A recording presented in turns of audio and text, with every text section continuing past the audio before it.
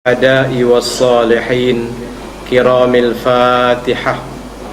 أعوذ بالله من الشيطان الرجيم. بسم الله الرحمن الرحيم. الحمد لله رب العالمين الرحمن الرحيم مالك يوم الدين إياك نعبد وإياك نستعين اهدنا الصراط المستقيم صراط الذين أنعمت عليهم غير المغضوب عليهم ولا الضالين آمين. بسم الله الرحمن الرحيم. الحمد لله رب العالمين والصلاة والسلام على سيد المرسلين وعلى آله وصحبه أجمعين. سبحانك لا علم لنا إلا ما علمتنا إنك أنت العليم الحكيم. لا حول ولا قوة إلا بالله العلي العظيم. اللهم أخرجنا من ظلمات الوهم وأكرمنا بنور الفهم وافتح علينا بمعرفة العلم وسهل أخلاقنا بالحلم. اللهم اجعلنا من الذين يستمعون القول فيتبعون أحسنه. Allahumma amin.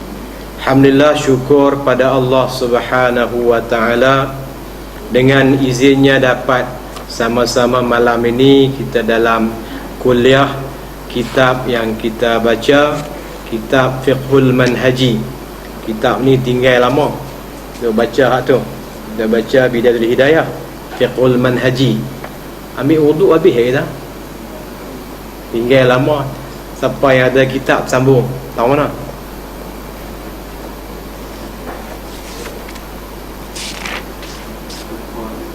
Dekat setengah tahun dah ni.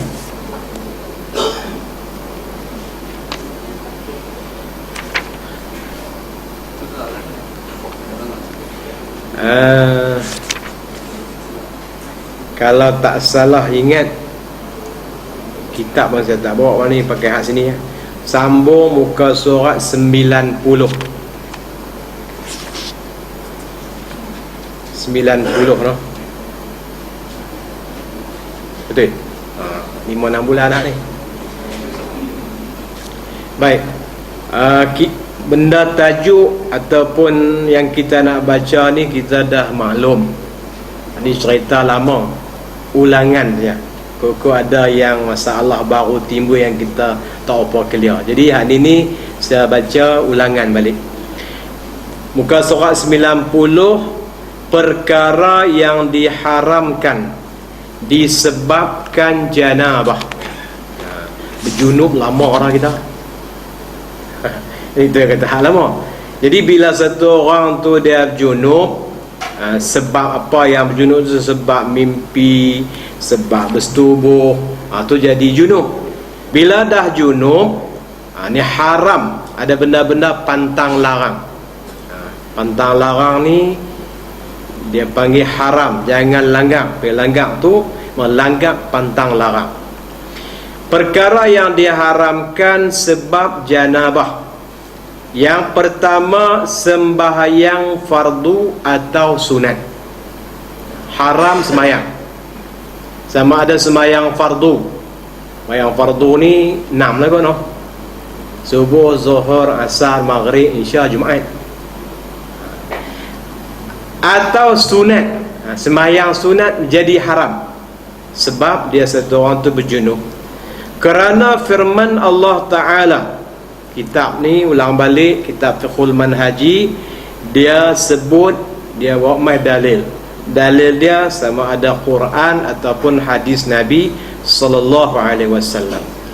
La taqrabus salata wa antum sukara hatta ta'lamu ma taqulun wala junuban illa 'abiri sabilin hatta taghtasilu. Jangan kamu sembahyang sedang kamu dalam keadaan mabuk. Jangan sembahyang dalam mabuk. Kalau gitu tak sembahyang boleh mabuk. Ada orang hurai gitu. Jadi Quran tak boleh hurai ikut kepala. Ikut yang cikgu yang hurai tu, iaitu Nabi Muhammad sallallahu alaihi wasallam. Dan memang bab khamar ni pun, bab larang arak ni dia berperingkat-peringkat. Memang mula dulu tak sembahyang boleh, lepas tu nak sembahyang berhenti. Ayat yang di hujung sekali tu hak haram arak tu sama sekali tak boleh, sama ada sembahyang ataupun tak sembahyang. Sehingga kamu memahami apa yang kamu ucapkan. Makna nak sembahyang tu kita faham apa yang kita ucapkan. Okay, yang kita tak boleh harap ni macam dengan mamai lah, lebih kurang mabuk lah. Kita tak mabuk, tapi kita baca apa tu tadi? Apa dia ghairil maghdubi alaihim? Tak tahu macam orang mamai bangkit cakap tengah malam, cakap macam-macam. Itu dia kata apa tadi? Tak tahu. Harap-harap sembahyang kita jangan macam orang mamai. Kita baca tu kita faham, tak boleh faham cara, tak boleh detail pun, sekurang faham cara keseluruhan tu dah boleh. Sehingga kamu memahami apa yang kamu ucapkan. Maknanya bagi hilang mabuk lah maksud asal tu. Mabuk ni dia tak tahuan. Jangan pula menghampiri masjid sedang kamu dalam keadaan junub, kecuali sekadar melaluinya sahaja, sehingga kamu mandi. Lepas dah mandi, maksud mandi ni angkat hadas besar, baru boleh masuk masjid dan sembahyang dalam tajuk ni. Dalam ayat di atas terdapat larangan daripada menghampiri tempat sembahyang disebabkan janabah. Oleh itu melarang dari menunaikan sembahyang disebabkan junub adalah lebih aula dan utama. Aula lebih utama. Aula dan utama. Dia double lah. Aula dan utama. Kalau aula Indonesia dewan. Aula tu dewan. Ini aula ni lebih utama. Dalam ayat ni orang junub pun tak boleh dekat dengan masjid, tak boleh masuk dalam masjid, tambah-tambah semayang. Itu dia kata tu lebih aula dan lebih utama. Dalil kata haram sembahyang dalam keadaan junub, kecuali setelah dia angkat hadas junub tu, iaitu hadas besar, dengan mandi. Imam Muslim dan lainnya meriwayatkan daripada Ibn Umar radhiyallahu anhuma, katanya, aku telah mendengar Rasulullah SAW bersabda, la tuqbalu salatun bighairi tuhurin, tidak diterima sembahyang dengan tidak bersuci. Jadi dalam Quran pun ada, dalam hadis pun ada. Tak suci, nak suci dia macam mana? Dengan mandi. Hadas besar, suci dia dengan mandi.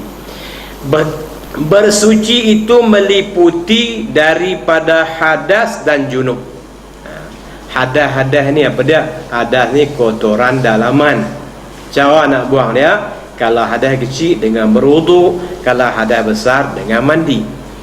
Ini menunjukkan bahawa haram mendirikan sembahyang disebabkan oleh keduanya. Tak, hadas kecil pun haram sembahyang, hadas besar pun haram sembahyang. Jadi sengah-sengah tu kira nak sembahyang lah. Kena tahu hak benda haram.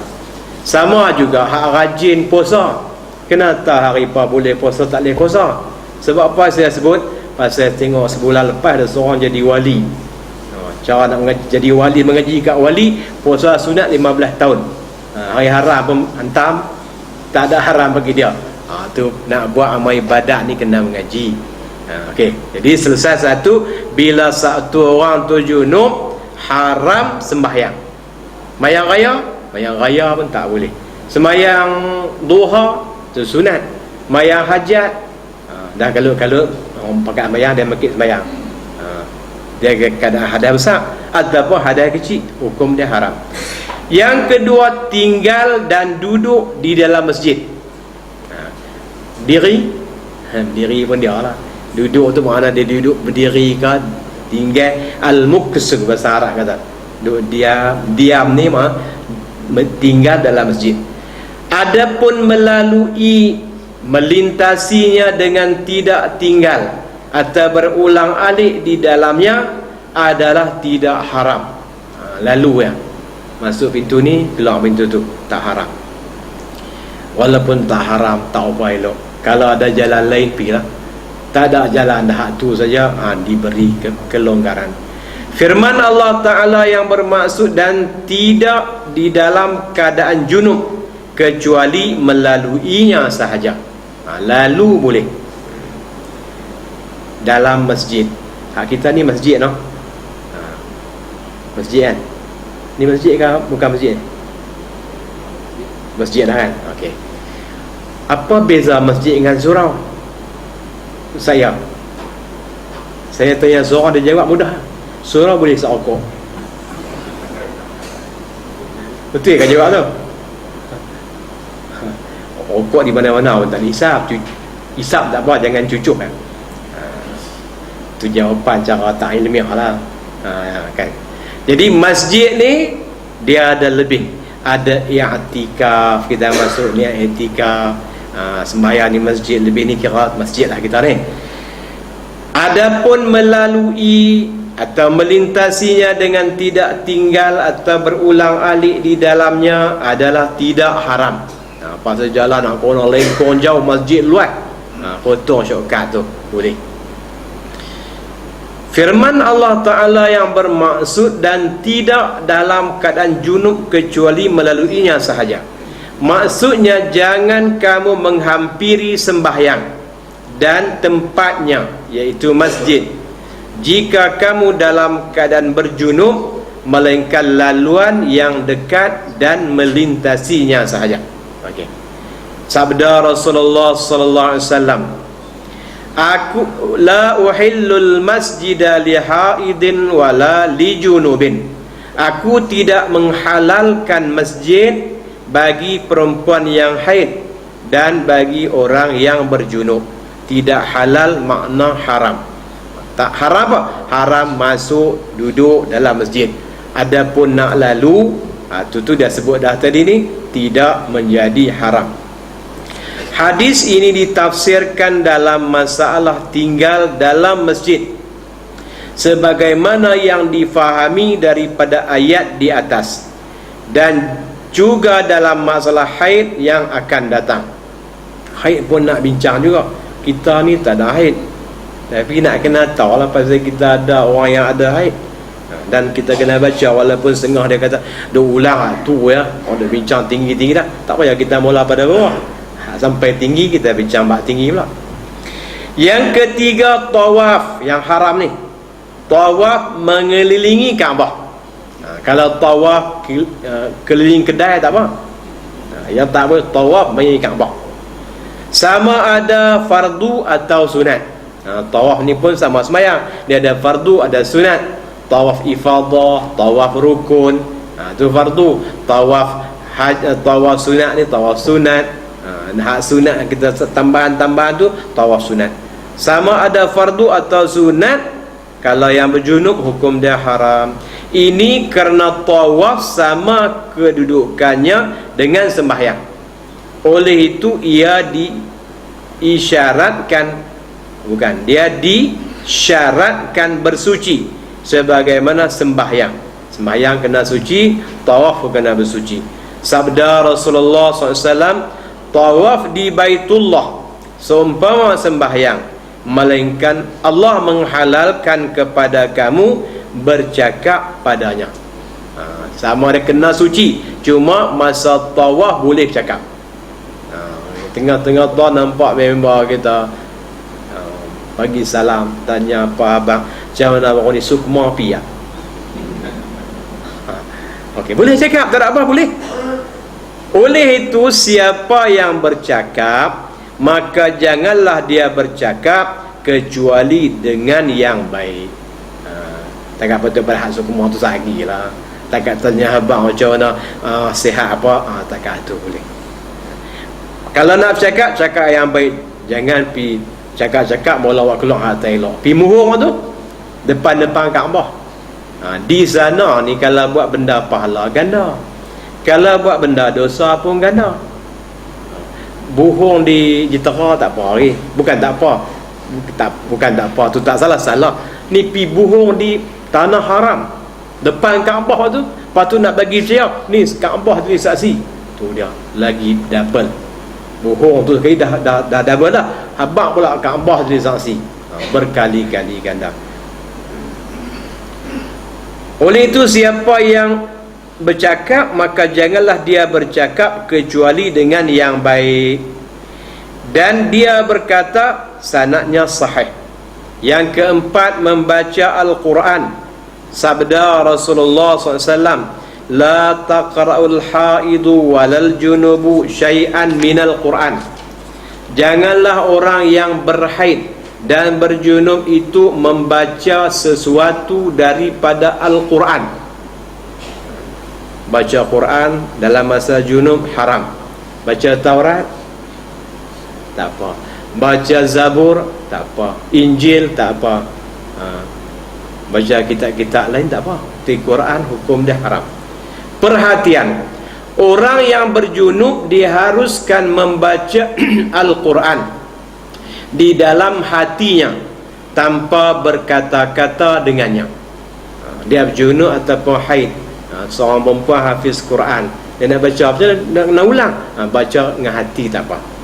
Sebagaimana juga harus baginya melihat kepada Al-Quran. Okey, dia buka Quran, dia tengok, baca dengan hati, boleh. Harus baginya membaca zikir-zikir daripada ayat-ayat Al-Quran dengan tujuan zikir, bukan membacanya seperti ia berkata. Ada ayat-ayat Quran yang buat zikir, ada ayat-ayat Quran yang kita buat zikir. Zikir ni ada ayat Quran, ada hadis al-ma'sur daripada Nabi, boleh. Umpamanya ayat apa? Rabbana atina fid dunya hasanah wa fil akhirati hasanah wa qina azabannar. Baca tu niat zikir. Ni orang yang berjunub, orang perempuan masa haid ke, ni malam-malam Ramadan tu kami nak taklih bayang tahajud, buat macam mana? Zikir lah. Zikir boleh. Antara zikir ni baca doa ni, Rabbana atina.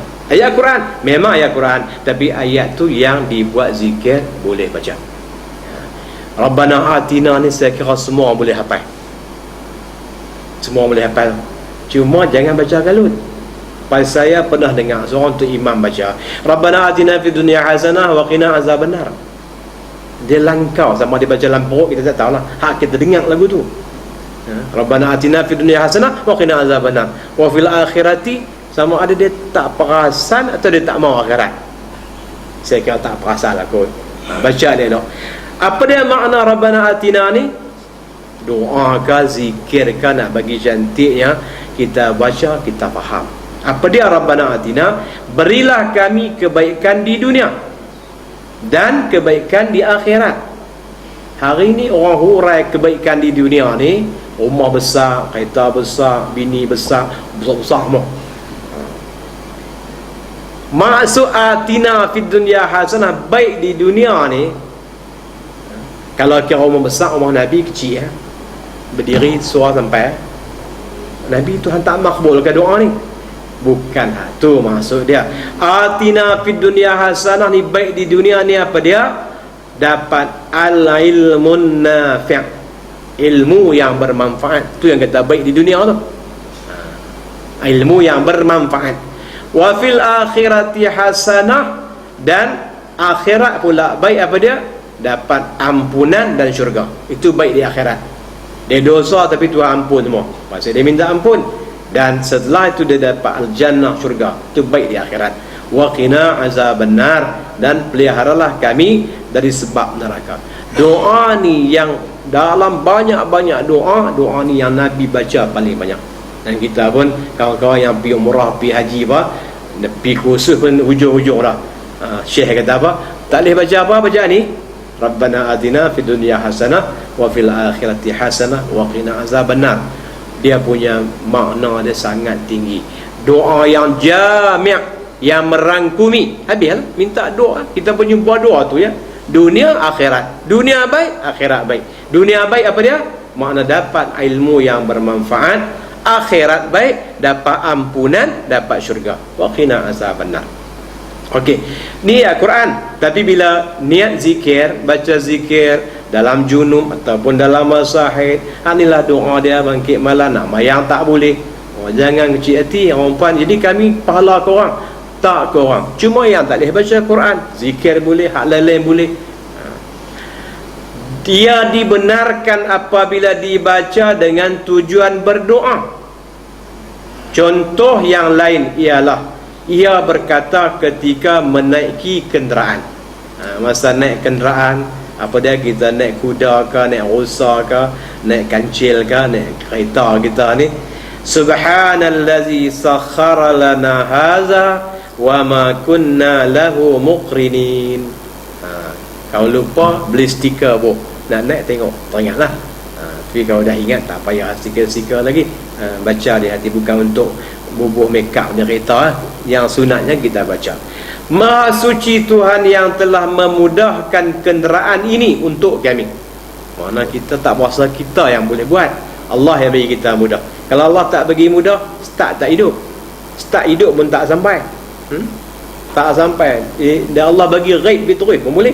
Sampai hari ni tak jumpa lagi pada kan. Cari punya, kita punya pandai, cari tak jumpa juga. Tapi itulah kata subhanallah, maha suci Tuhan.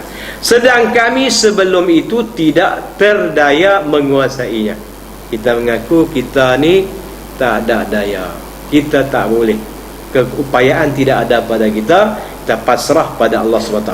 Baik, ini ayat Quran. Ayat Quran ni yang jadi zikir dia bila naik kenderaan. Kalau masa-masa nasi tak kenal lah. Ni zikir juga. Tapi masa nak buka gas, masak nasi, dia tak kena, sekeru tak masuk ngenan.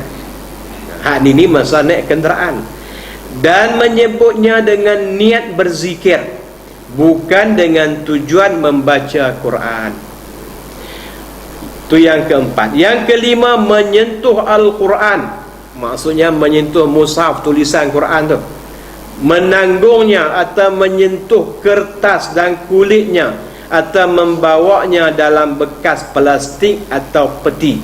Firman Allah Ta'ala, la yamassuhu illal mutahharun, tidaklah menyentuhnya melainkan orang-orang yang suci. Maksud suci yakni tidak ada hadas kecil, tidak ada hadas kecil, tidak ada hadas besar.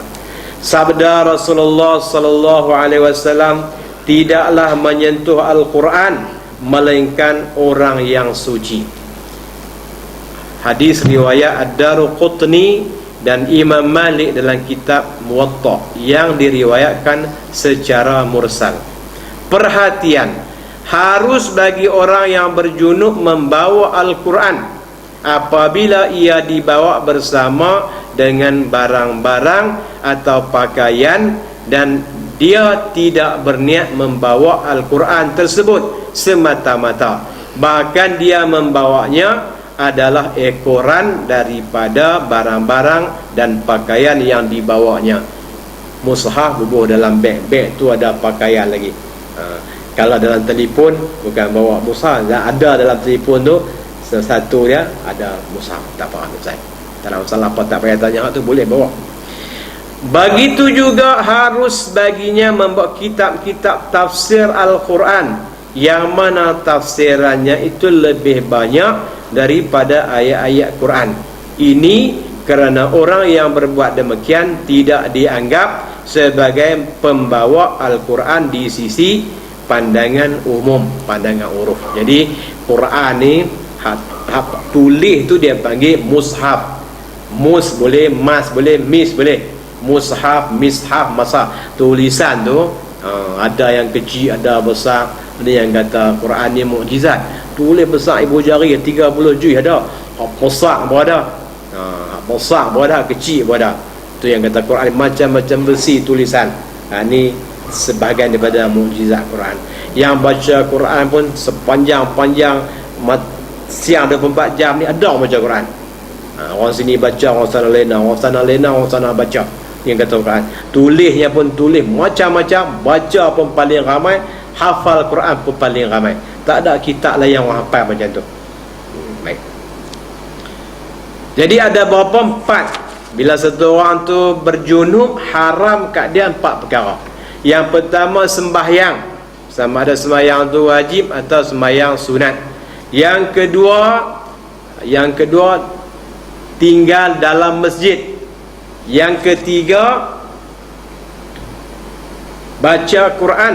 Yang keempat, menyentuh mushaf Al-Quran. Ada 4 perkara haram. Apa makna haram pula? Haram ni kalau buat berdosa, kalau tinggal boleh pahala. Habis. Yang kedua, nak bincang haid. Haid nak baca tu cikgu ni? Baca juga no? Saya kena baca no? Baca, saya tulis kan? Dan tak ada lagi nak baca kitab macam apa orang lelaki-lelaki sampai mati tak ada haid. Kalau dia ada ni, kira dia kena tukar lah. Tapi kena tahu hukum ni. Pasal kita ada isteri, ada anak perempuan, kena tahu hukum. Dan kalau tak ada anak perempuan, ada isteri, libat dengan orang lelaki-lelaki nak kena tahu hukum ni. Arti haid pada bahasa ialah mengalir. Mengalir tu hadha yahudu, haid tu bahasa. Arti haid pada syarak ialah darah tabi'i. Darah tabi'i, makna apa tu? Semula jadi, biasalah tu yang disebabkan oleh sifat-sifat atau tabiat yang selamat, yang normal. Jadi haid ni bukan penyakit, yang normal, biasa, yang keluar dari pangkal rahim perempuan selepas ia baligh dengan cara yang betul dan pada waktu tertentu. Keluar tu ikut dia punya jadual bulanan mereka tu. Keluar pada perempuan lepas dia umur haid, umur baligh, itu nama darah haid. Kalau budak 2 tahun keluar darah, itu tak nama haid, pasal tak sampai lagi umur baligh. Dalil yang menjelaskan bahawa haid adalah antara sebab yang mewajibkan mandi ialah firman Allah Ta'ala, wa yas'alunaka 'anil mahid qul huwa azan fa'tazilun nisaa fil mahid wa la taqrabuhunna hatta yatuhurna fa iza tatahharna fa'tuhunna min haitsu amarakumullah. Mereka bertanya kepadamu tentang haid. Allah bagi tahu kat Nabi nanti ada soalan, ada isu baru, isu pada ni, ada orang tanya ni. Maka katakanlah haid itu adalah kotoran. Oleh itu hendaklah kamu menjauhkan diri dari wanita, yakni tidak menyetubuhinya ketika haid, dan jangan kamu mendekati mereka sebelum mereka suci. Apabila mereka telah suci, maka campurilah mereka di tempat yang diperintah oleh Allah kepada kamu. Yahudi kalau perempuan haid bukan tak campur, tak duduk sekali lah. Makan pun kena pergi menanam nasi, makan kedai lah. Mereka masak pun tak boleh. Jadi dalam Islam, nak mereka masak boleh, makan duduk sekali boleh, cuma tak boleh menyetubuhinya sahaja. Sabda Rasulullah SAW kepada Fatimah binti Abi Hubaish radhiyallahu anha, fa iza aqbalatil haidatu fada'is salah wa iza adbarat faghsili anki dama wa salli. Apabila haid datang, maka tinggallah sembahyang, dan jika ia pergi berhenti, maka bersihlah dirimu dengan mandi daripada darah tersebut dan sembahyanglah. Jadi hak ni cuti bulanan yang Allah beri kepada orang perempuan. Lepas tu nak kena qada tak payah. Kalau qada juga haram. Dan orang bagi cuti dia rajin lebih nak qada. Ingat, mayang tak payah qada, haram qada. Puasa kena qada. Puasa pukul lupa tak kena qada ni, ingat. Bila tak qada nak masuk Ramadan pula, hak ni yang duk kena pediah tu. Dan bila sebut pediah ni, orang ramai faham pediah nak bagi bila mati baru bagi pediah. Saya pernah tanya ni pasal apa bagi pediah, pasal tembok dia mati. Mati tak kena pediah. Yang kena pediah kalau tinggal puasa, dan tinggal tu pula ada double. Ada sebahagian pula masyarakat kita ni bila mati kira tak pernah puasa. Ambil buruk sangka dengan makcik dia, kata kira tak pernah puasa lah Ustaz. Takkan tak pernah puasa orang tua tu. Dia kata kira tak pernah puasa lah budak. Bila kira tak pernah puasa, jumlah jadi banyak. Bila banyak tu dia nak bagi sikit. Jumlah banyak tapi nak bagi sikit. Tu yang jadi tolak menolak. Tolak pergi tolak mai, tolak pergi tolak mai. Lah kali tu lebih yang tolak dapatlah seorang RM35. Tu helah, saya tak mengaji bab tu. Kalau ada ustaz kata dia boleh bab tu, belajar kat dia. Saya tak reti, tak mengaji bab tu. Dan jangan tunggu matilah pedih ni. Bila masa kita hidup lagi. Selesai. Kemudian kita masuk pula umur baligh. Maksud baligh ialah apabila seseorang lelaki atau perempuan sampai pada tahap umur tertentu. Itu nama baligh. Bahasa Gasak Cak Kedah ni buluk lah. Buluk bahasa al-buluk. Jangan terjemah buluk. Buluk ni sampai umur baligh. Maka dia menjadi orang yang layak menerima taklif. Baligh ni dia layak menerima taklif. Apa dia taklif? Taklif ni dosa pahala. Bebanan tu taklif. Kallafa yukallifu taklifan fahuwa mukallifun wa zaka mukallafun. Orang tu dia panggil mukallaf, orang yang dibeban beratkan. Ada dosa, ada pahala. Bila baligh ni ada dosa, ada pahala. Kalau tak baligh, budak kecil main dia masuk dalam masjid, dia kencing, dia tak berdosa. Pak dia lah main tu dosa. Masuk dia niat iktikaf, dia boleh pahala. Kalau kita ajak ni boleh pahala tu. Sama dengan binatang, lembu main iktikaf atas masjid ni, tak boleh pahala apa. Dia tu bukan mukallaf. Lepas pergi iktikaf senak perut dia buang tu, tak berdosa apa pasal lembu. Cuma tuan lembu lah lepas melarat pergi masjid lah. Mukallaf ni manusia. Baik, yang ditentukan oleh syarak seperti sembahyang, puasa, haji dan lainnya. Tahap baligh seseorang itu dapat diketahui dengan beberapa perkara. Tanda satu orang tu dah baligh ada 3 perkara. Salah satu dari yang 3 ni. Mana yang dulu kira itulah. Yang pertama, mimpi keluar mani, sama ada lelaki atau perempuan. Okey, umur apa? Umur dia 10 tahun tapi dah mimpi tu sampai keluar mani, laki ke perempuan ke, dah mula baligh dah. Yang kedua, melihat darah haid. Ini khusus bagi perempuan, laki tak ada. Waktu yang menjadikannya baligh disebabkan mimpi atau keluar haid ialah apabila dia mencapai umur 9 tahun qamariyah. Kalau perempuan ni 9 tahun mimpi ataupun haid. 9 tahun qamariyah.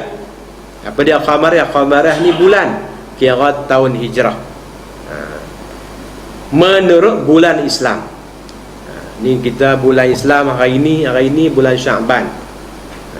Bulan Syaban berapa bulan ni? Bulan sudah, tiap bulan tak ingat semua. Berapa bulan? 8 ke 9? 9 ke 10? 9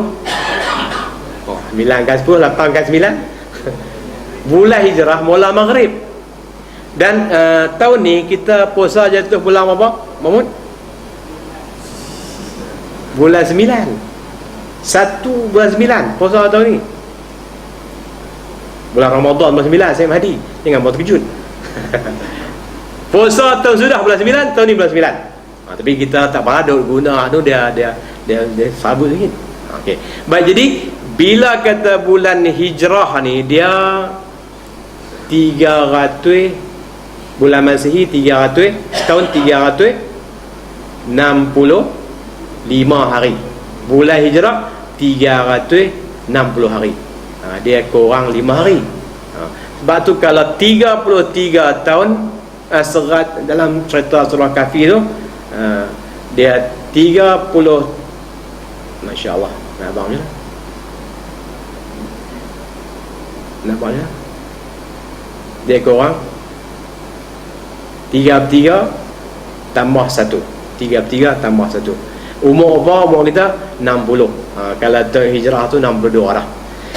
Kelewatan atau tidak daripada umur tersebut adalah bergantung kepada keadaan sesebuah negeri dan suasana kehidupan.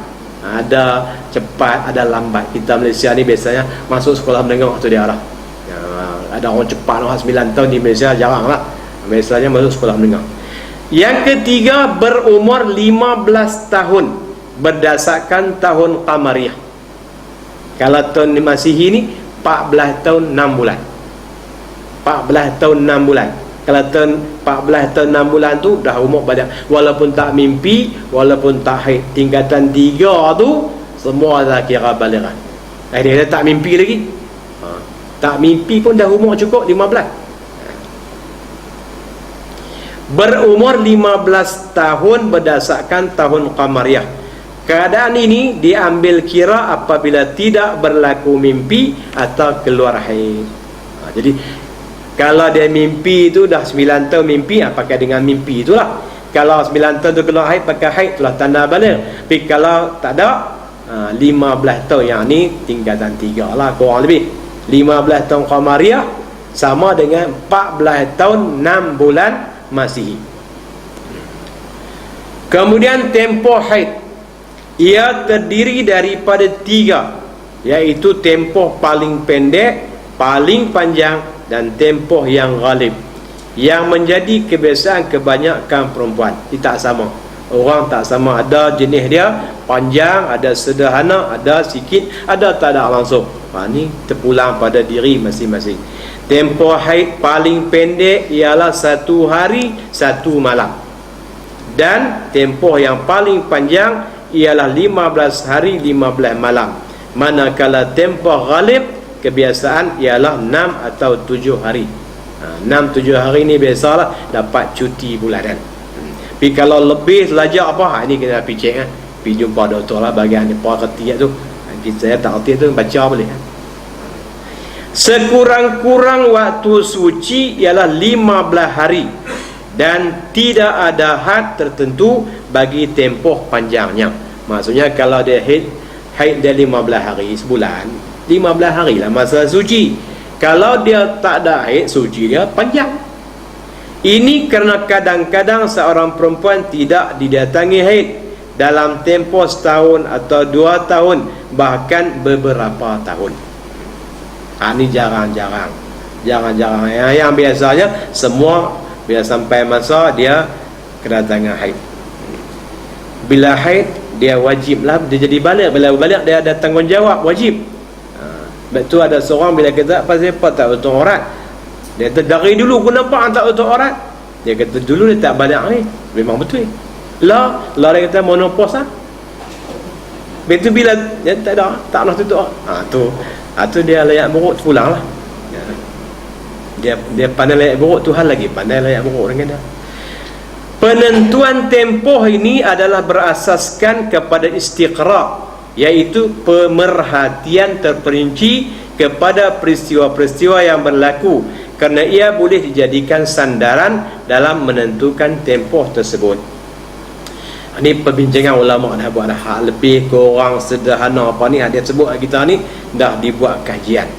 Apabila seseorang perempuan melihat darah yang keluar itu kurang daripada tempoh haid paling pendek, yakni kurang daripada sehari semalam, atau melebihi daripada tempoh haid paling panjang, melebihi 15 hari 15 malam, maka darah tersebut dianggap sebagai darah istihadah, yakni penyakit, bukannya darah haid. Jadi hari nak kena tahu pasal apa. Bila istihadah dia wajib sembahyang. Keluar sikit tak sampai sehari semalam, sikit ya. Ni dia tadi tak bayar zuhur, tiba-tiba tak ada. Oh bukan, tak jadi cup. Cup tu kena bayar zuhur lah. Dia tu bukan darah haid. Ataupun lajah 20 hari dah, lebih 5 hari dah. Tu istihadah. Jadi nak kena pergi jumpa doktor pakar apa sebab dia silap. Jadual dia silap. Tang sembahyang dia kena sembahyang, dia bukan lagi darah haid. Kemudian dah sebut istihadah, dia nak hurai pada kita sikit. Darah istihadah, darah penyakit. Kalau haid dia darah yang normal, tak penyakit. Darah istihadah ialah darah yang keluar dari satu urat yang terletak di bawah rahim yang dikenali dengan al-azil. Darah ini membatalkan wudu, tetapi tidak mewajibkan perempuan tersebut mandi. Dia batal wudu pasal apa? Pasal keluar dari salah satu dua jalan. Dan tidak wajib meninggalkan sembahyang seperti serta puasa. Jadi puasa sembahyang terus, dia tak dapat cuti hari ni. Oleh itu perempuan yang keluar darah tersebut hendaklah membasuhnya. Dia najis juga, kena basuh, mengikat, membalut tempat keluarnya, dan hendaklah berwudu setiap kali hendak sembahyang fardu. Dia suci, dia pakai tolak apa semua, dia wudu, dia tak payah mandi. Dia bukan haid. Abu Daud dan lainnya telah meriwayatkan daripada Fatimah binti Hubaish, ia telah keluar darah istihadah. Lalu Nabi SAW bersabda kepadanya, sekiranya ia darah haid, maka ia akan berwarna hitam yang biasa dikenali oleh orang perempuan. Jika ia tidak bersifat begitu, maka berwudu dan sembahyanglah, sesungguhnya ia adalah darah penyakit. Kebetulan Fatimah binti Hubaish ni, dia ni seorang perempuan yang dia kena penyakit istihadah. Jadi bila dia menyakit ni, dia rujuk kat Nabi. Nabi bagi penjelasan, bukan untuk dia saja, untuk siapa-siapa pun yang masalahnya macam Fatimah binti Hubaish. Maknanya cuci, pakai tolak balik, wudu, sembahyang. Dia bukan darah haid lagi. Maknanya kalau pergi tinggal sembahyang, silap besar lah. Puasa, sembahyang kena buat. Al-Bukhari dan Muslim meriwayatkan dari Aisyah radhiyallahu anha, katanya Fatimah binti Abi Hubaish, kawan tadi lah, telah datang menemui Nabi SAW dan berkata, wahai Rasulullah, aku telah beristihadah. Mana dia kena penyakit istihadah. Mana dia duk perhati ni bukan haid ni, dia tahulah darah haid macam lain, istihadah macam lain. Oleh itu aku tidak suci. Kalau gitu saya tak suci kot. Maka adakah aku perlu meninggalkan sembahyang? Dia tanya Nabi. Pasal apa tanya Nabi? Pasal bila tak tahu kena tanya. Jangan pakai kira cuti ya. Kira ni pun satu kurniaan tak ada sembahyang. Dah firujukkan Nabi dulu. Hari itu ada Nabi, hari ini tak ada Nabi, dan kes ni dah ada. Bila main kes ni, baca kes ni baliklah. Rujuk pada kes Fatimah binti Hubaish. Sabda Rasulullah SAW, tidak, itu hanyalah darah penyakit dan bukan darah haid. Ketika kedatangan haid, hendaklah engkau meninggalkan sembahyang. Okey, Nabi ulang balik bagi pencerahan kepada Fatimah binti Hubaish, kalau haid tinggal sembahyang. Dan apabila kadarnya telah berlalu, kadar tadi yang sebanyak-banyak 15 hari, maka hendaklah engkau membasuh darah yang berada pada diri engkau, dan hendaklah engkau bersembahyang. Okey, jadi clear. Dia tambah dalil ya. Kalau darah istihadah basuh sembahyang. Kalau darah haid, ni sampai ada limit masa dia, masa tu engkau tinggal sembahyang. Perkara-perkara yang diharamkan ketika haid. Okey, satu, sembahyang. Berdasarkan hadis Fatimah binti Abi Hubaish radhiyallahu anha yang lalu dalam bab istihadah, satu, tak boleh sembahyang. Yang kedua, membaca Quran, menyentuh dan menanggungnya, bagaimana yang telah lalu dalam tajuk perkara-perkara yang diharamkan ketika berjunub. Tadi kita baca. Cuma dalam kitab-kitab dia kata menanggung. Tanggung ni buat macam mana tanggung? Tanggung bahasa kita tak kepala bau nama tanggung. Buh tak kepala kita panggil junjung, tak wah ketiak kita panggil kilik, pegang lagu tu kita panggil jinjing. Semua tu bahasa Arab panggil tanggung. Alhamdulillah. Buh tak kepala ke, buh tak belakang ke, ikat di dada ke, semua nama alhamdulillah, haram. Yang ketiga, tinggal dalam masjid dan tidak haram melintasinya, sebagaimana disebut dalam tajuk perkara-perkara yang diharamkan ketika berjunub. Tadi dah ulang balik. Dalil-dalil yang menunjukkan bahawa dengan hanya melintasi masjid adalah tidak haram. Tambahan kepada dalil-dalil daripada bab yang lain, ialah sebagaimana yang diriwayatkan oleh Muslim dan lainnya daripada Aisyah radhiyallahu anha, bahawa dia berkata, Rasulullah SAW telah bersabda kepadaku, ambilkan untukku sejadah di masjid. Kan rumah Nabi kembang dengan masjid. Yang biasa pergi ke Madinah tu, tak makam Nabi, tak itulah rumah Nabi, bilik Aisyah.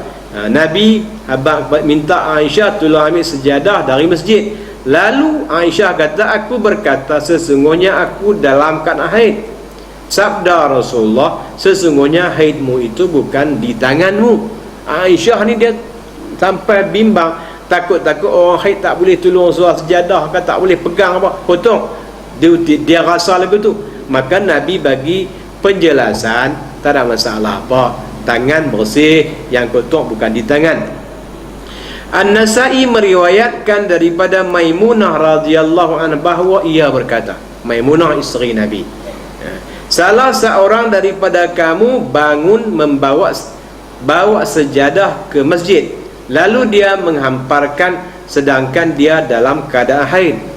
Mana dia dalam keadaan haid dia boleh hampar, tak ada masalah apa. Yang haram lagi perempuan haid tawaf. Dalilnya ialah telah disebut dalam perbahasan lalu dalam bab junub. Dalil-dalil lain daripada ialah seperti yang diriwayatkan oleh Al-Bukhari dan Muslim dari Aisyah radhiyallahu anha bahawa dia berkata, kami telah keluar dalam keadaan berihram kerana menunaikan haji. Apabila kami sampai ke satu tempat yang bernama Saraf, tempat berhampiran dengan Mekah, tiba-tiba aku didatangi haid dan Rasulullah SAW masuk menemui aku dalam keadaan aku sedang menangis. Rasulullah bertanya, apa masalah kamu? Adakah kamu didatangi haid? Jawabku, ya. Sabda Rasulullah SAW, sesungguhnya ia adalah perkara yang telah ditetapkan oleh Allah ke atas anak cucu perempuan Nabi Adam. Maka buatlah sebagaimana orang menunaikan haji, lakukanlah, kecuali kamu jangan tawaf di Kaabah. Tengok-tengok sampai tu perempuan ni menangis. Nabi tanya, siapa menangis? Tanya dulu, kalau isteri kita menangis jangan penampak dia teriak ambil tua. Tanya ada masalah apa. Nabi ni tanya lagu tu ni faham lah. Mana Nabi orang yang tinggi. Oh, Nabi kata ada masalah ni kot. Bila ada masalah ni biasa. Haji ni boleh buat, yang tak boleh tawaf saja. Kita boleh kot, kita main jauh dah lah nak pergi umrah apa ya, visa tunggu pi nak tak tawaf tak boleh. Hak lain boleh, sa'i boleh, tapi nak sa'i kena lepas tawaf. Jadi ada tak babak khusus haji dia bagi tahu lah orang yang masalah ni macam mana dapat. Sembahyang tawaf haram pada perempuan yang haid. Menurut satu riwayat disebut sehingga kamu bersuci. Di sana terdapat perkara-perkara lain yang diharamkan ke atas perempuan haid. Di antaranya melintasi masjid.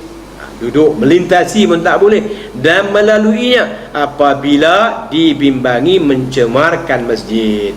Kalau tak mencemarkan pakai tolak apa, selesailah, tak apa. Ini kerana darah adalah najis dan haram mencemarkannya dengan najis dan lain-lain kekotoran.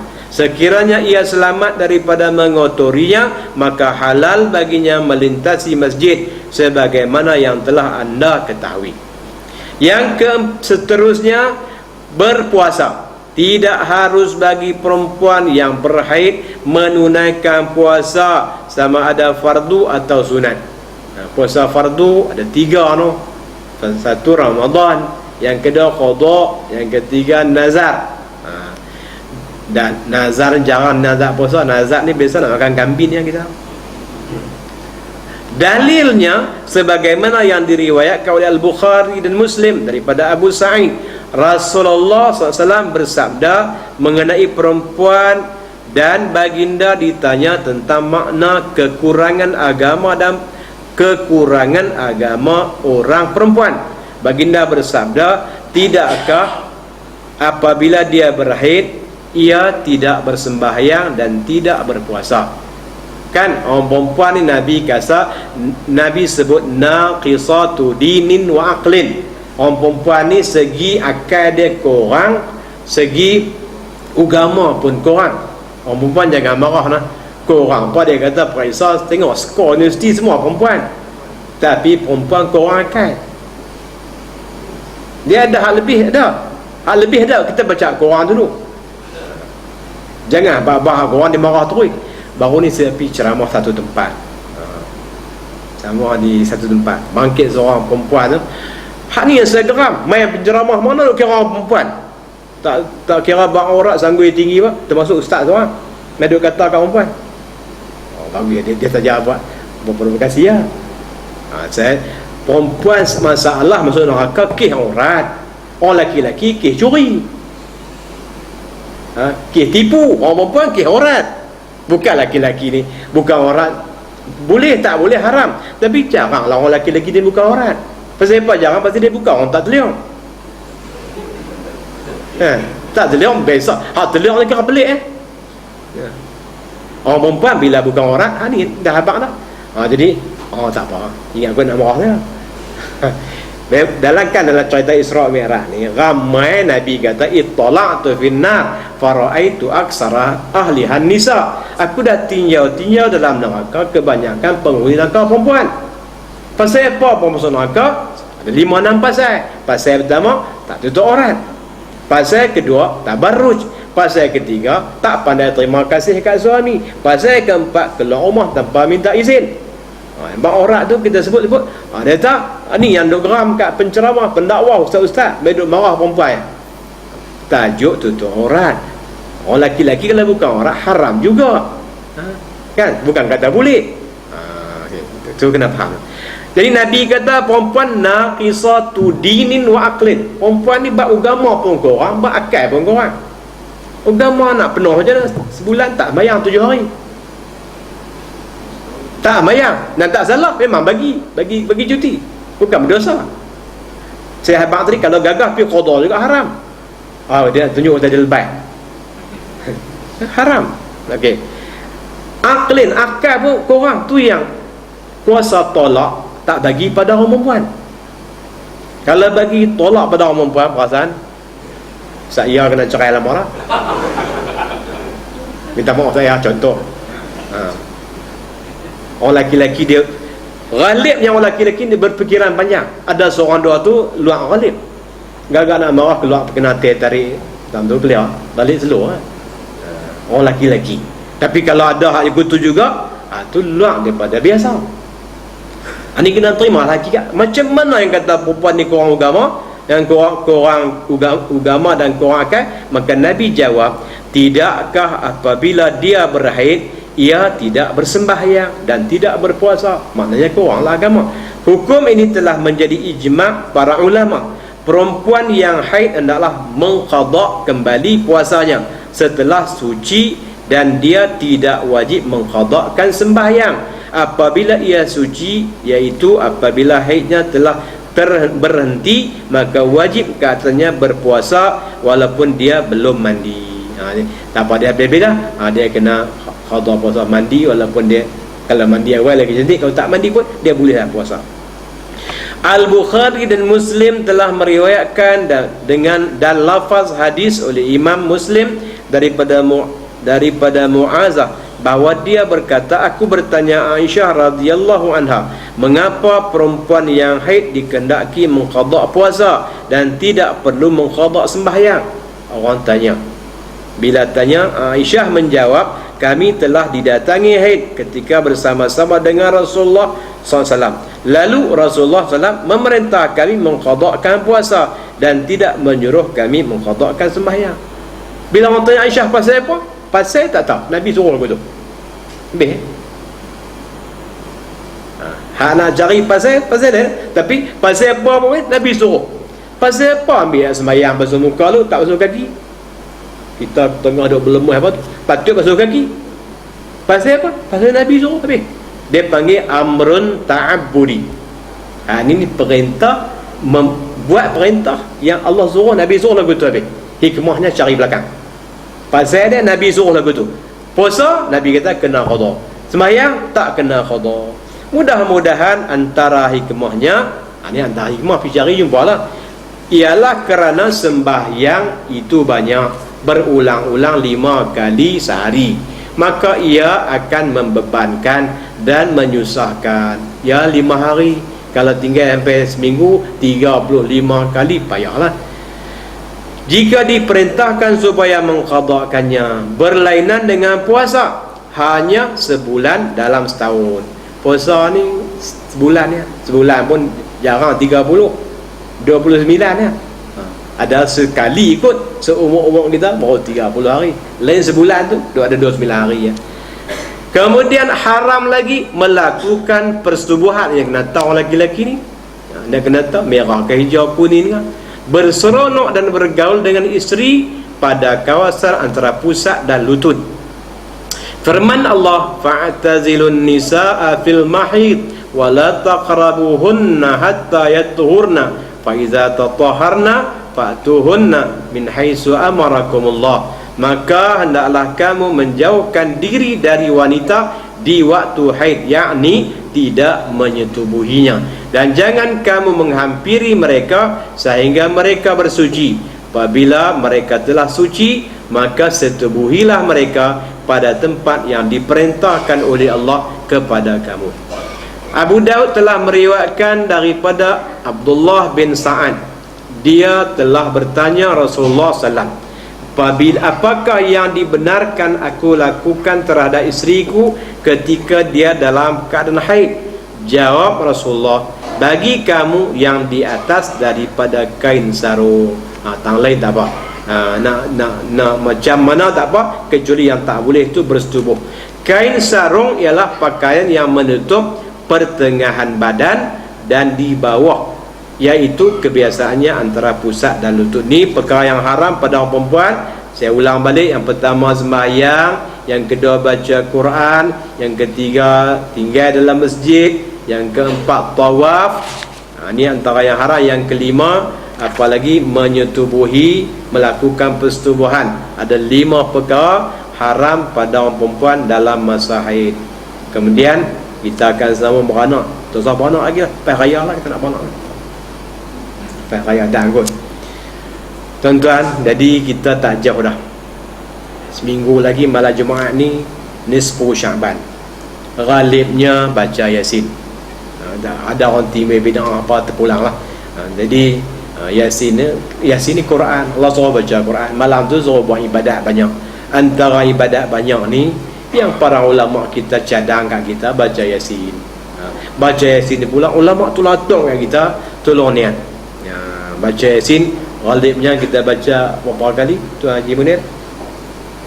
30 kali ya. Kalau tahu dia nak buat peningkatan, tak apalah, baca sekali ke 2 kali ke 3 kali, dia tak tetap. Tapi ghalibnya ulama atok kat kita pasang niat 1 panjang umur, nombor 2 bagi rezeki murah, nombor 3 bagi tambah iman. Panjang umur, jadi hak muda-muda lah kot, atau tua nak minta panjang umur, boleh mati bukan lagu tu. Maksud panjang umur ni hak berapa hari yang berbaki lagi ni biar berkat. Umur ni dah tetap dah. Sebelum kita lahir mai dunia, umur kita dah tetap. Berapa puluh tahun semua dah ada lah. Kadang-kadang cucu pergi dulu pada Tok Wan. Kita pun patut Tok Wan mati dulu. Bukan patut, dah ada dah. Dia tarikh semua siap dah. Okey, yang kita minta bagi umur panjang ni yang berkat.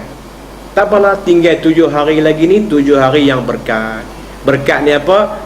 Tambah-tambah kebajikan. Nombor 2, kita minta bagi rezeki murah. Rezeki ni macam-macam. Kita faham rezeki ni makan. Makan rezeki, pakai rezeki, tempat duduk rezeki, amal ibadat rezeki, baca Quran rezeki. Allah marzuqna tilawatahu. Tuhan rezeki kat kami boleh larat baca Quran. Ana al-lail, waktu malam, wa atrafan nahar, siang, mana rezeki baca Quran. Lebih daripada itu ada rezeki lagi, ikut apa yang Nabi buat, tu nama rezeki. Allah marzuqna mutaba'atan Nabi. Ya Allah, rezeki kat kami bagi kami boleh ikut Nabi. Bagi rezeki mengaji, ada orang tak ada rezeki, malam mengaji dia ada masalah, telefon sampai. Ada kuliah dia kalut, tak ada rezeki, jangan marah apa kena. Ini kita minta bagi tambah rezeki. Yang kedua, ada orang boleh mengaji, amal tak boleh buat. Amal tak larat nanti lo KIV straight nak buat amal kan. Nantilah tahun depan. Nanti tahun depan, tuan-tuan, tahun depan kita kuih tak larat. Kan kuih kuat.